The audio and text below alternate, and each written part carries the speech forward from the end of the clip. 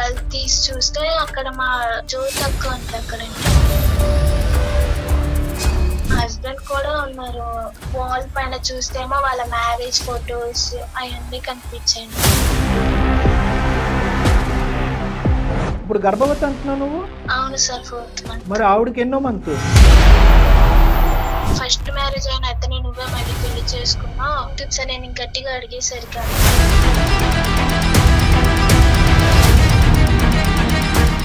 హాస్పిటల్కి వెళ్ళావా? వెళ్ళానక్క. అదే అక్క, నాకెందుకక్క అసలు మీ ఇద్దరు కలిపి ఇలా చేశారు? మోసం ఏం లేదు శిల్ప, నువ్వు హ్యాపీ ఉన్నావు, మంచి హస్బెండ్ ఉండు.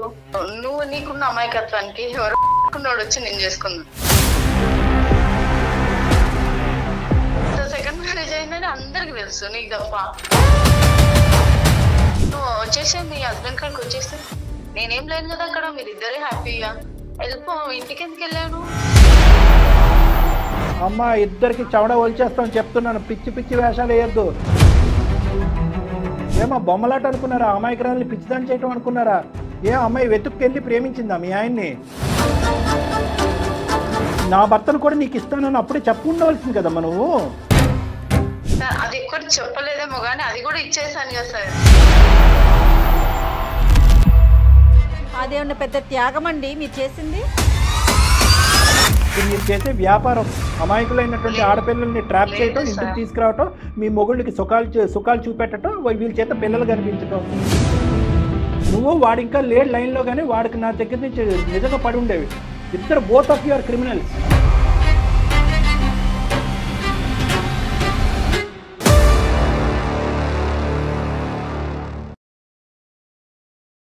నమస్తే, అందమైన జీవితం కార్యక్రమానికి స్వాగతం. నమస్తే కళ్యాణ్ గారు. నమస్తే జయ గారు. శిల్ప అనే ఒక అమ్మాయి మనకి మెయిల్ చేసిందండి. మీరు ప్రతి ఎపిసోడ్లో ఆడపిల్లలు చాలా మెచ్యూర్డ్గా ఉండాలి, ఒళ్ళంతా కళ్ళు చేసుకుని ఉండాలి, తెలివిగా మన చుట్టుపక్కల ఏం జరుగుతోంది, మనం ఎక్కడున్నాం, ఏం జరుగుతుంది అనే విషయాన్ని ఎప్పటికప్పుడు అలర్ట్గా ఉండాలని మన ప్రతి ఎపిసోడ్లోనూ మీరు చెప్తూనే ఉంటారు. ఉంటే ఎక్స్ట్రీమ్ లెవెల్లో ఉంటున్నారు, లేకపోతే పూర్తి అమాయకంగా జీవితాలనే నాశనం చేసేసుకునే స్థితిలో ఉన్నారండి. అలాంటి ఒక సిచ్యువేషన్లో ఒక అమ్మాయి మనకి మెయిల్ చేసిందండి. నేను కాల్ చేస్తానండి.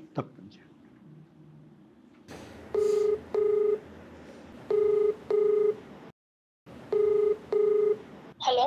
హలో, నమస్తే అండి. శిల్ప గారా మాట్లాడేది? అవునండి. నేను సుమన్ టీవీ అందమైన జీవితం ప్రోగ్రాం నుంచి మాట్లాడుతున్నానండి. అవును మేడం. నమస్తే మేడం. నమస్తే అమ్మా. మెయిల్ చేశారు కదా మీరు? అవును మేడం. రైట్. నాతో పాటు డాక్టర్ కళ్యాణ్ చక్రవర్తి గారు ఉన్నారు. Okay madam. ఒక్కసారి మీ సమస్య ఏంటో చెప్పండి. Okay madam. ఓకే అమ్మా. నమస్కారం అండి. నమస్తే అమ్మా, చెప్పమ్మా సమస్య ఏంటమ్మా? నాది బాధ ఎలా చెప్పుకోవాలో అర్థం కావట్లేదు. మీకు ఈమెయిల్ అయితే చేయగలిగాను కానీ ఇక్కడ మొత్తం అంతా కూడా వివరంగా ఉన్నట్టుగా చెప్పమ్మా. నా పేరు శిల్ప సార్. ఎక్కడి నుంచమ్మా? అరకు సార్. అరకు, వైజాగ్ అరకు దగ్గర నుంచి వచ్చి. ఓకే. మా అమ్మ నాన్న రోజు పని చేసుకుంటూ ఉంటారు సార్. ఓకేనమ్మా. కొంచెం కష్టపడి వాళ్ళు నన్ను చదివించారు సార్. ఓకే. నేను డిగ్రీ దాకా చదువుకున్నాను, డిగ్రీలో BA దాకా చదువుకున్నాను మేడం. ఓకే అమ్మా. నా జాబ్ కోసం అని నేను హైదరాబాద్ కి వచ్చాను మేడం. ఓ ఓకే. ఇక్కడ హాస్టల్, మంచి హాస్టల్ చూసి 2 months కి సరిపడే రెంట్ ఇచ్చి నన్ను హాస్టల్లో జాయిన్ చేశారు. ఓకే. జాబ్ ఉందండి ఇక్కడ? జాబ్ లేదు. జాబ్ వచ్చిందమ్మా? లేదు మేడం, నాకు జాబ్ రాలేదు ఇక్కడ. నేను చదువుకున్న స్టడీస్ కి ఇక్కడ జాబ్ దొరకదు అని చెప్పేసి అన్నారు. నాది తెలుగు మీడియం అయ్యేసరికి ఇక్కడ ఇంగ్లీష్ లో మాట్లాడడానికి నాకు కుదరలేదు. నా జాబ్ ఏమైనా దొరుకుతుందేమో అని వచ్చాను. ఓకే. ఇక్కడ నాకు జ్యోతి అక్క అని పరిచయం అయ్యారు ఇక్కడ వాట్ అని హాస్టల్ కి. ఆవిడతో నేను అన్ని షేర్ చేసుకోగలిగాను. నాకు ఒక అక్కలా ఉన్నారు. ఆవిడతో నేను అన్ని నా బాధలు, నేను ఇక్కడ ఇలా ఉంటున్నాను అక్క, నాకు ఇబ్బంది అక్క, సో నా అక్కకి చెప్పుకుంటూ వచ్చాను. ఆ అక్క కూడా నా కోసం తన వంతైన ప్రయత్నం కూడా చేస్తానని చెప్పి తను కూడా చూసింది. ఏం ప్రయత్నం చేసిందమ్మా తన వంతు ప్రయత్నం? తను నా కోసం జాబ్ చూడమని, నేను ఒకవేళ రెంట్ ఇవ్వకపోతే తను కొంచెం ఉంది తర్వాత పర్వాలేదు అని నాకు కూడా కొంచెం ఫ్రెండ్లీగా ఉంది ఆవిడ. ఎన్ని రోజులు ఉన్నావమ్మా హాస్టల్లో? ఆవిడ ప్రత్యేకమైన ఇంట్రెస్ట్ నీ మీదేనమ్మా, లేదంటే అందరికి ఉద్యోగాలు వెతికి పెడుతుంది ఆవిడ? నాకు ఆ విషయం తెలియదు సార్. నాతో మట్టుకు ఆవిడ ఫ్రెండ్లీగానే ఉంది. ఎందుకు ఆవిడ ప్రత్యేకంగా నీకే ఎందుకమ్మా అంత ఇంట్రెస్ట్? అంటే నీ బాధలన్నీ చెప్పుకున్నావా, అమ్మా నాన్న పరిస్థితులు ఇవన్నీ దానివల్ల? అవును సార్, నేను అక్కతో నా బాధలన్నీ చెప్పుకున్నాను.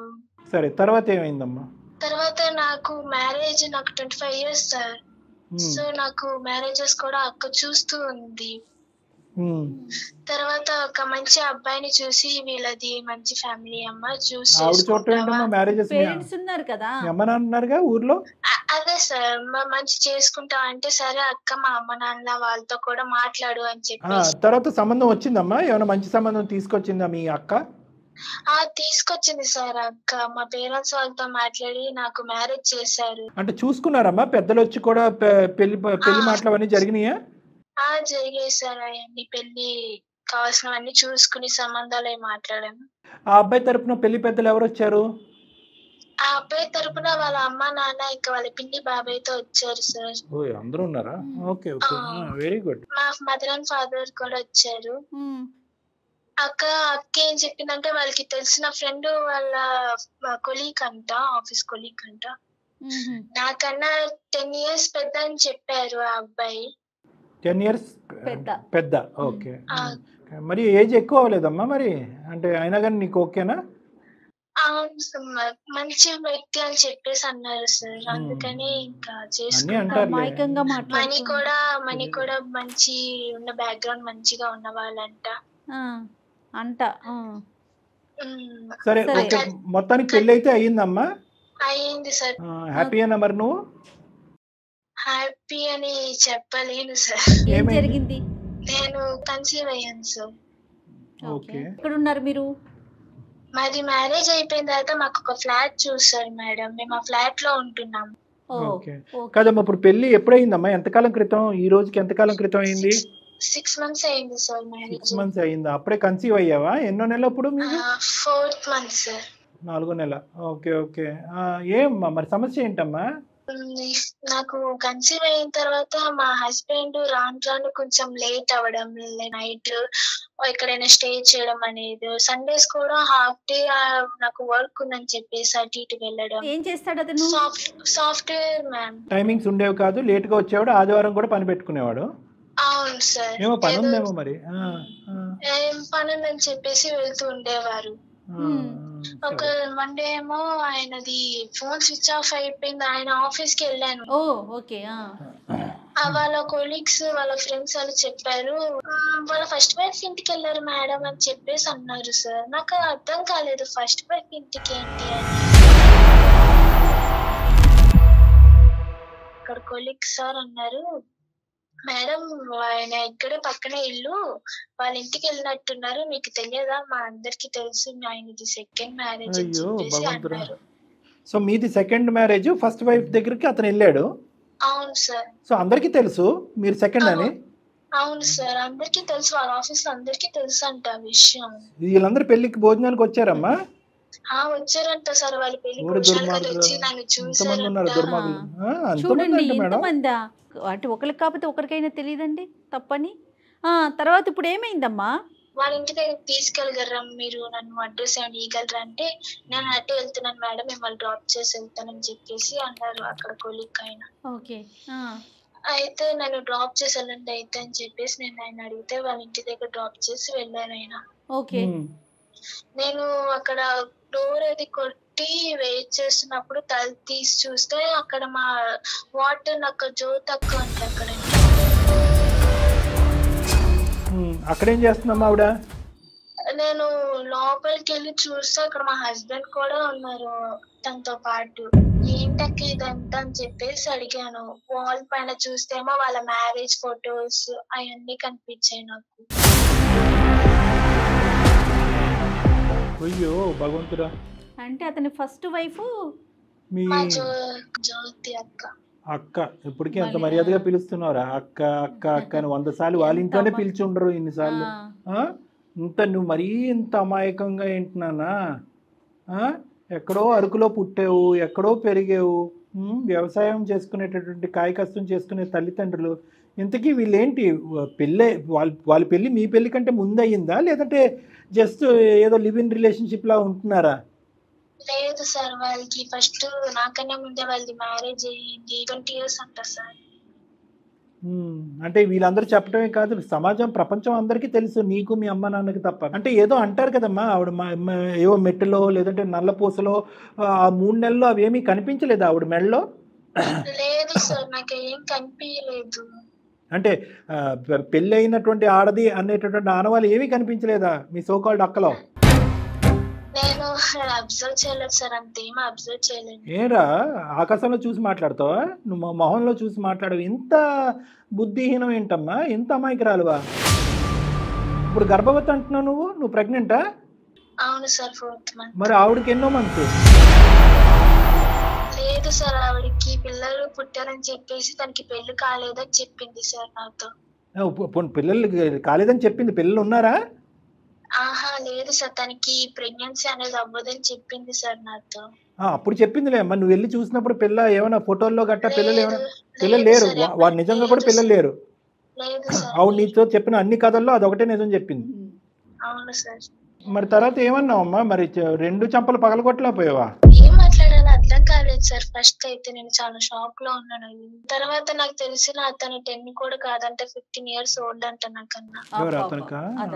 అవును సార్. ఆవిడేమంటుంది, అతను ఏమంటున్నాడు అది చెప్పు నాకు.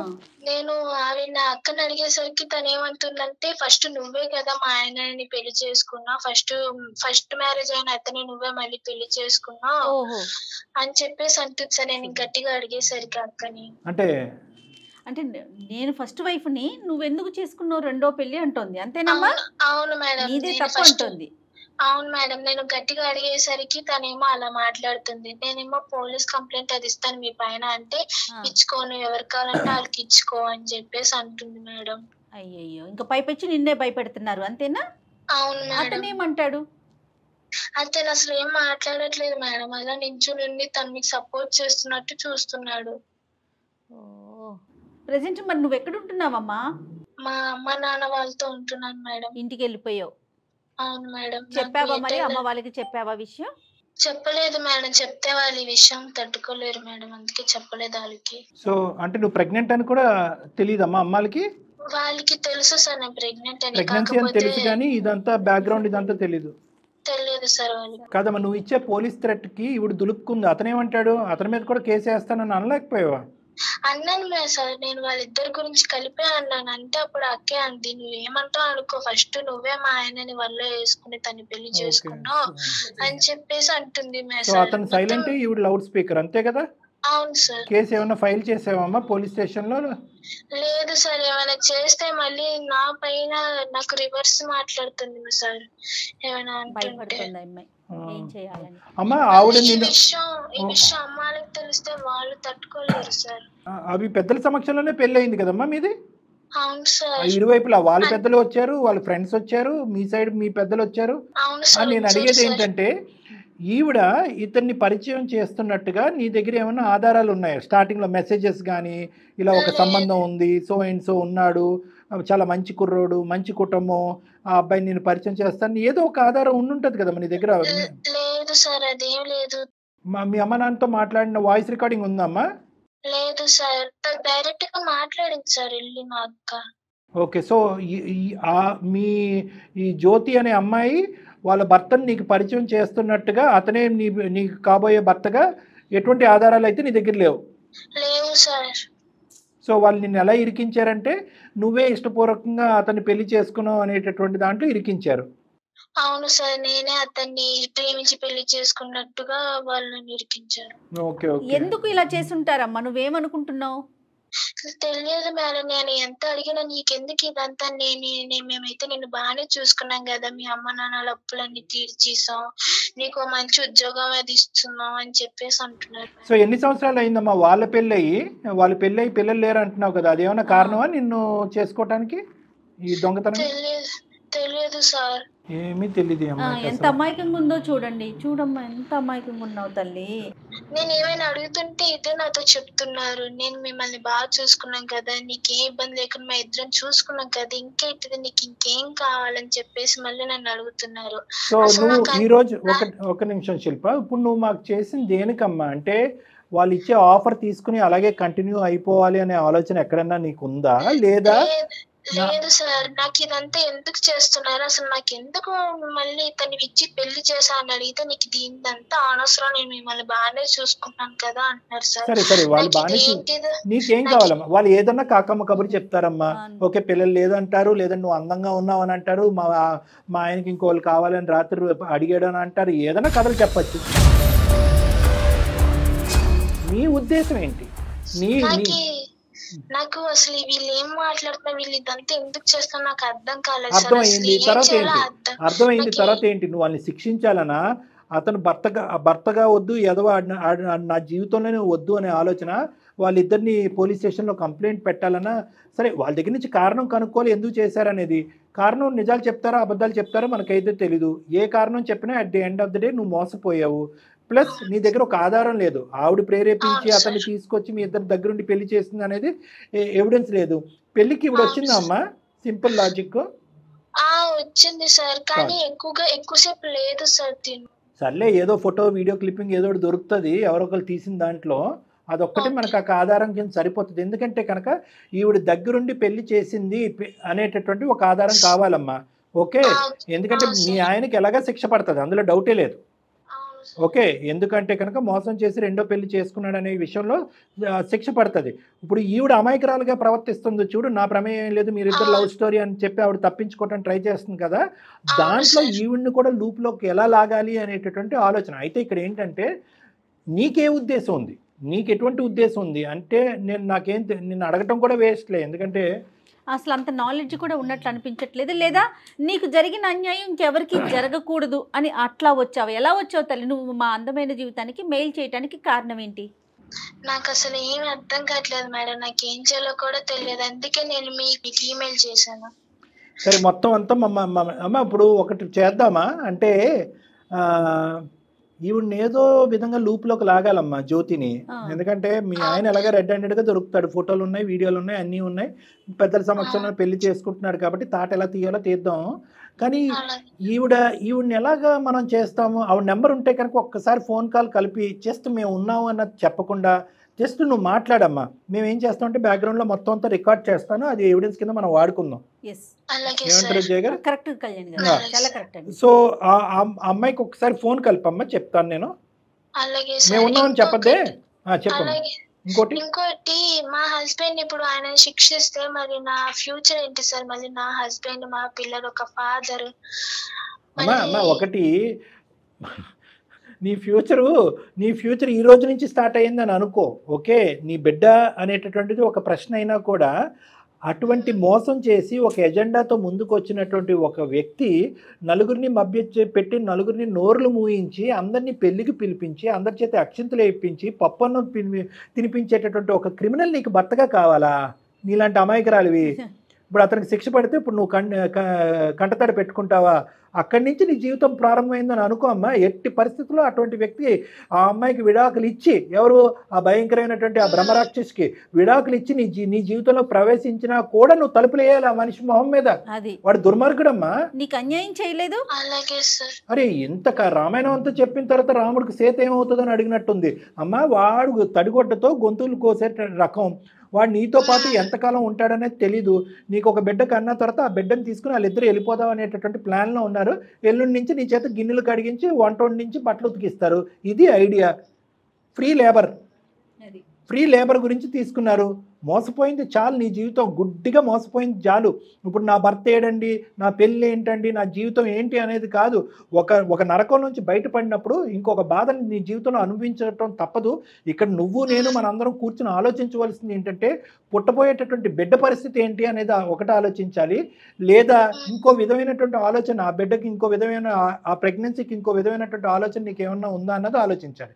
దయచేసి ఆ బిడ్డ నువ్వు, నీ ప్రెగ్నెన్సీ నువ్వు అనే సబ్జెక్టే మనం మాట్లాడుకోవాలి. కానీ ఇక్కడ నా భర్త అనేటటువంటి సబ్జెక్ట్ లేదమ్మా. వీళ్ళందరూ దొంగలు, పచ్చి దొంగలు, కిరాతకులు వీళ్ళు. వీళ్ళు బహుశా మారుమూల ప్రాంతం నుంచి వస్తారు. అవును సార్, అవును మేడం. రైట్, ఓకే అమ్మా. సో అది అది మనం ఇక్కడ ప్రస్తావనలోకి తీసుకొచ్చినా తీసుకురాకపోయినా నీకుండే హక్కులు నీకు ఉంటాయి.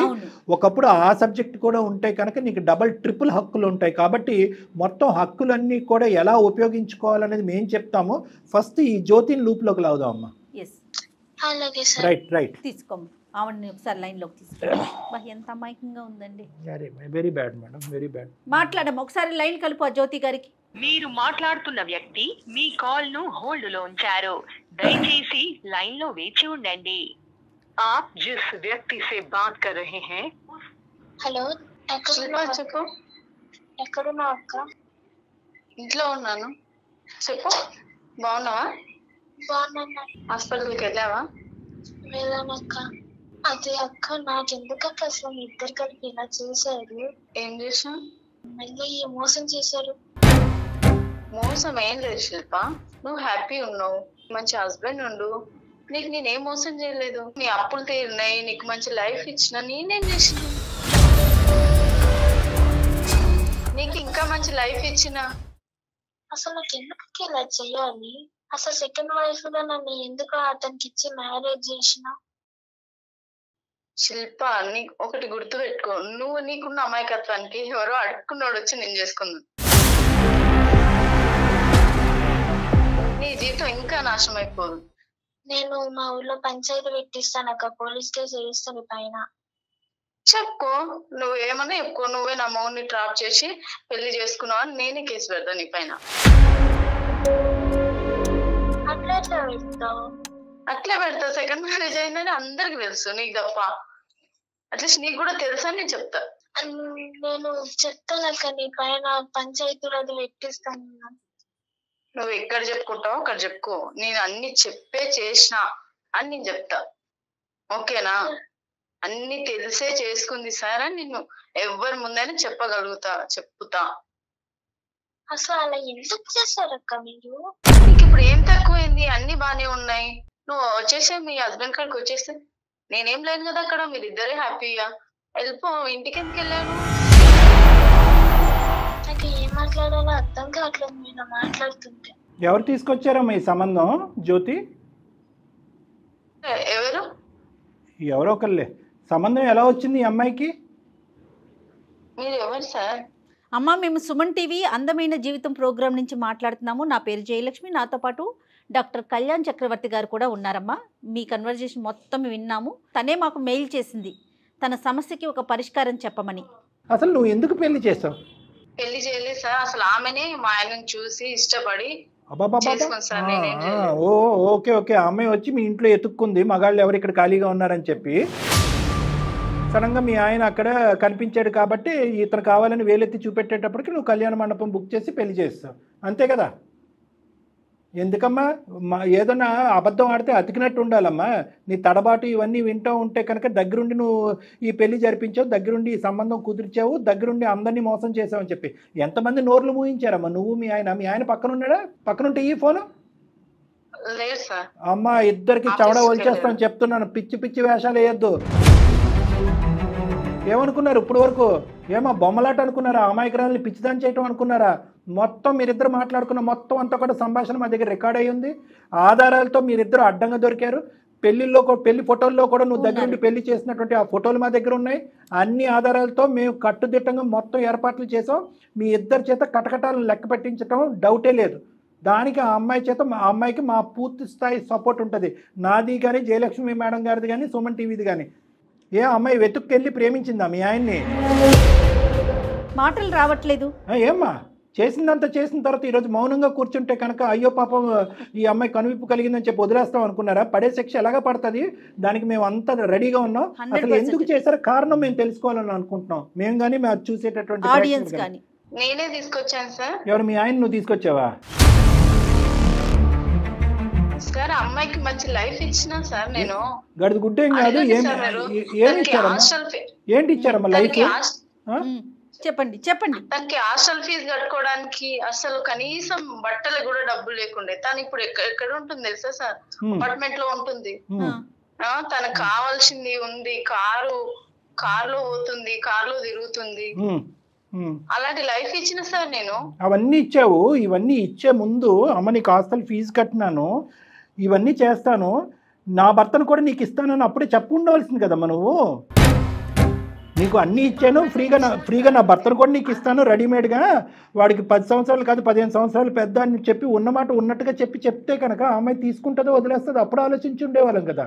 అన్నీ ఓపెన్గా సహాయం చేసేదానివి, ఇదెందుకు వెనకత్త నుంచి వెన్ను పొట్టు పొడిచావు? సార్ అది ఎక్కువ చెప్పలేదేమో కానీ అది కూడా ఇచ్చేసాను కదా సార్.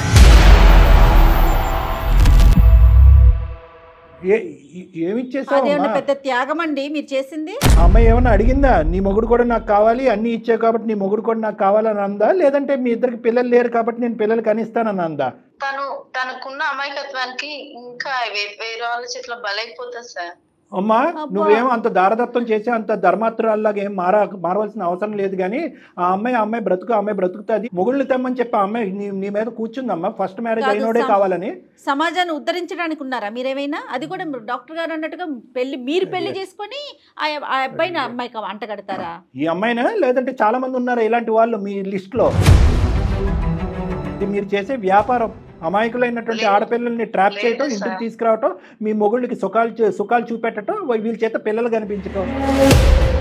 పిల్లల గురించేనా ఇదంతా ఆడే నాటకం? ఈ అమ్మాయి పిల్లలు లాక్కుందామనే కదా మీరిద్దరు చేసింది. ఇది వ్యాపారం అయితే కాదు సార్, ఇది నా ఫ్యామిలీ మ్యాటర్. మాకు 20 years పెళ్లి అయిపోయింది, ఇంతవరకే పిల్లలు లేరు. మేము చూయించుకున్నాం, హాస్పిటల్ చేయించుకుని టెస్ట్ లేదు, చూయించుకుంది లేదు. మాకు జాబ్ ఉంది, అన్నుంది, కానీ పిల్లలే లేరు. ఏమ్మా రకరకాల పద్ధతులు లేవా? అయినా నీకు పద్ధతులు చెప్పాల్సిన అవసరం లేదు. మీరు అంత క్రిమినల్ మైండెడ్. ఏం దత్తత చేసుకోలేరా మీరు? పిల్లల్ని అడాప్ట్ చేసుకోలేరా? రకరకాల మార్గం. అయినా కానీ నీకు సలహాలు ఇవ్వాల్సినటువంటి అవసరం లేదమ్మా. నీకు పిల్లలు కావాలని చెప్పి ఇంకొక అమాయకురాలు అయినటువంటి ఆడపిల్లని బలి చేస్తావా నువ్వు? గొంతుకొస్తావా? ఇప్పుడు మా దగ్గర నుంచి మేము నీకు సలహాలు చెప్పాలా? దత్తత చేసుకోమ్మా, ఈ పిల్లల్ని తెచ్చుకోమ్మా, IVF చేయించుకోమ్మా అని మేము చెప్పాలా నీకు? అసలు తెలుస్తుందేమో, తెలిస్తే శిక్షలు ఉంటాయేమో, అసలు ఆ భయం కూడా లేదు కదండి. మీకు ఒక చట్టం ఉంటుందని కానీ, మనం ఒక సమాజంలో ఉన్నామని కానీ. Criminal your A criminal. నువ్వు ఒక క్రిమినల్. Yes you are. నువ్వు వాడు ఇంకా లేడు లైన్ లో, కానీ వాడికి నా దగ్గర నుంచి నిజంగా పడి ఉండేవి. ఇద్దరు both of you are criminals. ఇప్పుడు అమ్మాయి భవిష్యత్తు ఏంటి? ప్రపంచంలో చాలా మంది సెకండ్ మ్యారేజ్ చేసుకుంటారు. అది అమ్మాయికి ఇష్టమైతే, పిల్లలు లేకపోతే సెకండ్ మ్యారేజ్ చేసుకుంటారు సార్. ఇది మేము ఒక్కరం చేసిందే కాదు, సమాజంలో చాలా మంది చేసుకుంటారు. అమ్మాయికి తెలుసా? అమ్మాయికి తెలుసా? మరి మోసం కాదు. ఫస్ట్ మ్యారేజ్ సెకండ్ మ్యారేజ్ అనేది మేము మాట్లాడలేదు జ్యోతి. మేము మాట్లాడేది ఒక్కటే, ఆ అమ్మాయి కళ్ళ గప్పి మోసం చేశారు మీరు. పైపెచ్చి ఏంటంటే ఆ అమ్మాయి మీదే నిందేస్తున్నారు. నువ్వే ఇష్టపూర్వకంగా వచ్చి మా మొగుడిని ట్రాప్ చేసావని చెప్పి. ఈరోజు ప్రెగ్నెంట్ అవటం అనేటటువంటిది ఆ అమ్మాయికి చాలా బాధ కలిగే అంశం ఏంటంటే, మీ అందరికీ సంతోషం కలిగేటటువంటి అంశం. ఆ అమ్మాయిని పలకరించి నువ్వెలా ఉన్నావు అనేది కాకుండానే చెకప్స్ చేయించుకుంటున్నావా, మెడికల్కి వెళ్తున్నావా, ఇది చేయించుకుంటున్నావు, అది చేయించుకుంటున్నావు అని స్టార్టింగ్లో నువ్వు అన్న మాటలు బట్టి మీ ఎజెండా ఏంటనేది మాకు అందరికీ అర్థమైంది. సార్ ఇది మోసం కాదు, క్రైమ్ కాదు సార్. అని అది కొంచెం తప్పే ఉంది. నాకంటూ అంటే మా ఆయన తరపు నుంచి ఒక బాబు ఉండాలి, మేము చూసుకోవాలి, బాబు ఉండాలి. నేను మోసం చేయలేదు సార్, సొంత చెల్లిలానే చూసుకుందామనే చేసిన. వాళ్ళ పేరెంట్స్ ని కూడా మంచిగా చూసిన. నేను కలిసి తనని ఒక్క మాట అడగండి, ఇంతవరకు నేను తనని ఒక్క మాట అనలేదు, ఒక్కటి ఏం చేయలేదు. చూసుకుందాం.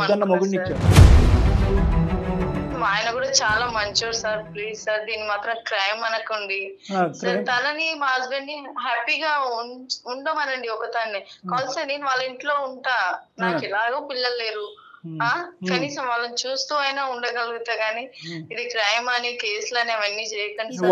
వాళ్ళిద్దరిని పెడతావు ఒక ఇంట్లో, నువ్వు ఎక్కడికి వెళ్తావు? వేరే ఇంటికి వెళ్తావా? క్రైమ్ కాదా ఇది? మరి క్రైమ్ కాకపోతే ఏం చేద్దాం చెప్పండి? దీన్ని ఏం చేయాలని మీ ఉద్దేశం? ఇప్పుడు ఆ అమ్మాయి భవిష్యత్తు ఏంటి, ఆ అమ్మాయి జీవితం ఏంటి, ఆ అమ్మాయి పోయిన జీవితాన్ని మీరు ఎలా తిరిగి తీసుకొస్తారు? ఏం చేయాలనుకుంటున్నారు మీరు? సమాజంలో అసలు అమ్మాయి వాళ్ళిద్దరిని కలిసి ఉండమన్నది సార్. నేనేం ఉండను. వాళ్ళిద్దరిని కలిసి ఉండమంటే కంటే అదేం హోటల్ ఏం కాదు, 5 star హోటల్. నువ్వు ఉండవు అనేది ఒకటైతే అయితే కనుక నువ్వు విడాకులు ఇచ్చి దూరంగా వెళ్ళిపోవడానికి రెడీగానే ఉన్నావా? సార్ ఏంటి సార్ అది మాత్రం ఇవ్వవు. మరి పెళ్లికి వచ్చి మాత్రం ఇస్త్రాకుల్లో భోజనం చేస్తారు. చాలా బాగా చెప్పారండి. విడాకులు ఇచ్చి వెళ్ళిపోతావమ్మా నువ్వు?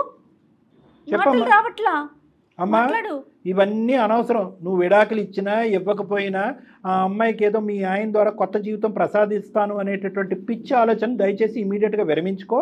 ఇది క్రిమినల్ యాక్టివిటీయే. నువ్వు ఆఫర్ ఇచ్చినా కూడా మీ ఆయన్ని ఆ అమ్మాయి మళ్ళీ స్వీకరించేటటువంటి పొజిషన్లో లేదు. ఒకప్పుడు స్వీకరించేటటువంటి ఆలోచన ఆ అమ్మాయికి వచ్చినా కూడా ఆలోచనని కడిగి పాడేసేటటువంటి బాధ్యత మేము తీసుకుంటాం.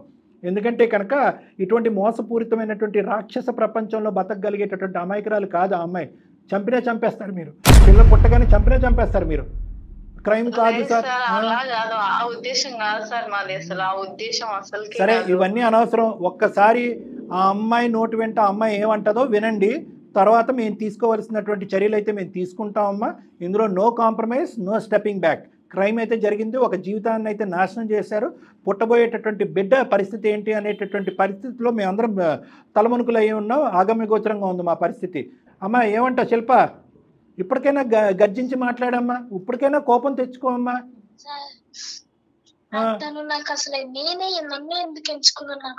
నీ అమాయకత్వం తల్లి తెలుస్తుంది, అది అందరికి అర్థమవుతుంది, నీకే అర్థం కావట్లేదు. కాదమ్మా, ఇంకా నిన్ను ఎంత అడిగినా కూడా వేస్ట్.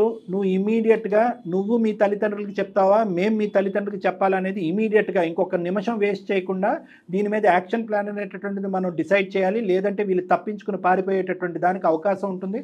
మొత్తం కాల్ రికార్డింగ్స్ అన్నీ కూడా మన దగ్గర ఉన్నాయి. నువ్వు మాతో పాటు ప్రయాణం చేసి మాకు హెల్ప్ చేయడానికి రెడీగా ఉన్నావా లేదా శిల్ప? అంతవరకు చెప్పు. రైట్. అతను నీ భర్తకి ఆలోచించు శిల్ప. ఏం ఆలోచిస్తుంది? ఎలా చూసుకుంటా నిన్ను శిల్ప? అమ్మా ఇంకా అమ్మాయిని మభ్యపెట్టి మాయ చేసే ప్రయత్నం చేయొద్దు. చాలు నువ్వు చేసినటువంటి జగన్నాటకాలు. మీకు మీ చేత ఊసలు లెక్క పెట్టించేటటువంటి ప్రయత్నంలో మేము ఉంటాము. అమ్మా మీ పేరెంట్స్ నెంబర్స్ మాకు షేర్ చేయమ్మా ఒకసారి. ఎవరు శిల్ప? తర్వాత మనం ఏ చర్యలు అయితే ఆ చర్యలు తప్పకుండా. ఇంకా ఆలోచించడానికి ఏం లేదమ్మా, ఇంతసేపు నీతో మాట్లాడటమే తప్పు. మేము ఆలోచించమమ్మా. తర్వాత మా తరపున ఉన్న లాయర్స్ ఆలోచిస్తారు, పోలీస్ స్టేషన్ లో ఉన్న పోలీసులు ఆలోచిస్తారు. చూద్దాం, ఆపమ్మా. శిల్ప, ఇప్పుడు బిడ్డకు సంబంధించినటువంటి అంశం ఒక కీలకమైనటువంటి అంశం. అది మీ కుటుంబ సభ్యులతో ఒక డాక్టర్తో విచారించి అది నీ సొంత నిర్ణయం. దాంట్లో మా ప్రమేయం అంటూ ఏమీ ఉండదు. ఓకే, బిడ్డని ఉంచాలా ఉంచకూడదా అనేటటువంటిది ఆ మాట కూడా నాకు అంటే ఇష్టం లేదు. అది ఏం బిడ్డ నువ్వు ఎత్తుకుని వెళ్తావా? చాలే నువ్వు కాసేపు ఫోన్ కట్ చేయమ్మా. నువ్వు ఆవిడ శిల్ప ఆవిడని లైన్ కట్ చేసేసే. ఓకే శిల్ప, 3 things అమ్మా. ఒకటి, ఇమీడియట్గా మీ పేరెంట్స్కి చెప్పాలి, లేదంటే మేమన్నా కమ్యూనికేట్ చేస్తాం. నువ్వు ధైర్యంగా ఉండాలి, మాతో పాటు కలిసి పోరాడాలి. నీ దగ్గర ఉన్నటువంటి ఆధారాలన్నీ మాకు సబ్మిట్ చేయాలి. నీతో పాటు మేము కూడా పోలీస్ స్టేషన్కి వస్తాము. పోలీస్ స్టేషన్ ఎక్కడైతే అక్కడ మా టీం వచ్చి కంప్లైంట్ పెడతారు. మనం ఒక లీగల్ లాయర్ హెల్ప్ తీసుకుందాం. ధైర్యంగా ఉండు, మేమందరం నీతో పాటు హెల్ప్ ఉంటాం. డెఫినెట్గా మా అందరి సపోర్ట్ నీకు ఉంటుందమ్మా. రైట్ అమ్మా. Okay, all the best. ఎంత అమాయకంగా ఉన్నారు కళ్యాణ్ గారు. ఇంకా కూడా అదే నేను చెప్పింది మీకు. నా అమ్మాయికి ఇప్పటికీ ఎమోషన్ రావట్లేదు, కోపం రావట్లేదు, ఏడుపు రావట్లేదు, ఏమీ రావట్లేదు. ఇప్పటికీ ఎందుకు చేశారు? అది ఆ క్వశ్చన్కి ఆన్సరే వెతుక్కుంటుంది తప్ప తన జీవితం ఏంటి అనేది ఆలోచించలేకపోతుంది. రైట్, వాళ్ళ పేరెంట్స్ తో మాట్లాడదాం కళ్యాణ్ గారు. మనం దీనికి ఒక సొల్యూషన్ అయితే తీసుకొద్దాం. రైట్ అండి. Thank you Jagan.